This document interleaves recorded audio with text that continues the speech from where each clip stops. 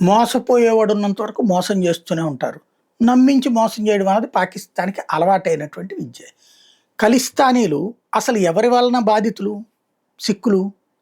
ఇందిరాగాంధీ మరణం తర్వాత వాళ్ళని కాంగ్రెస్ వాళ్ళు హింసించారంటే ఒప్పుకోవచ్చు. కానీ అసలు మొదట బాధితులెవరు? ఈ దేశం మీద దండయాత్రలు చేసిన ముస్లిం రాజులు.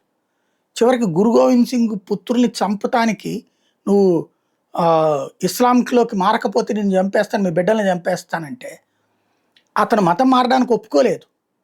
చివరికి అతని బిడ్డల్ని చంపేస్తే భారతదేశంలో ఉన్నట్టు ప్రతి హిందువు తన మొదటి కొడుకుని సిక్కు కిందన ప్రకటించాడు.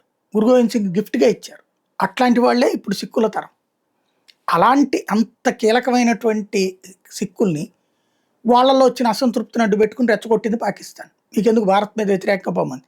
ఆస్ట్రేలియాలోనూ, అమెరికాలోనూ, బ్రిటన్లోనూ, కెనడాలోనూ వీళ్ళందరూ ఎవరు? ఇందిరాగాంధీ టైంలో ఇందిరాగాంధీని చంపినటువంటి సందర్భంలో సిక్కులు ఊచకోతకు గురైనప్పుడు పారిపోయి వలస వెళ్ళినటువంటి వాళ్ళు. దాంతో వీళ్ళకి దేశం మీద వ్యతిరేకత ఉంది. అది కాంగ్రెస్ మీద వ్యతిరేకత మళ్ళీ కాంగ్రెస్ మీదకి కాకుండా దేశం మీదకి ఎట్ట మారిందో అర్థం కాదు. వాళ్ళని పాకిస్తాన్ రెచ్చగొడుతుంది. మొన్న ఇప్పుడు సిక్కులకి సంబంధించి కెనడాలో జరుగుతున్నటువంటి వ్యవహారం ఏంటంటే, పాకిస్తాన్ ఎంబసీ ముందు ఆందోళన జరిగింది నిన్న బ్రిటను, కెనడా దగ్గర.